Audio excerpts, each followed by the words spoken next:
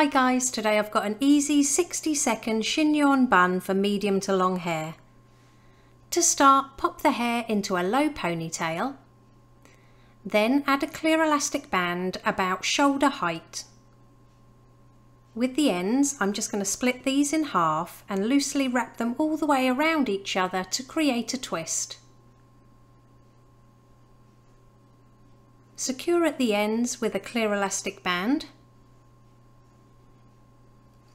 And taking hold of that elastic band in the middle, I'm just going to roll this underneath towards the neck whilst bringing the twist up one side and over the top. Tuck the ends underneath that little loop and then secure all the way around the outside of that chignon with as many bobby pins as needed.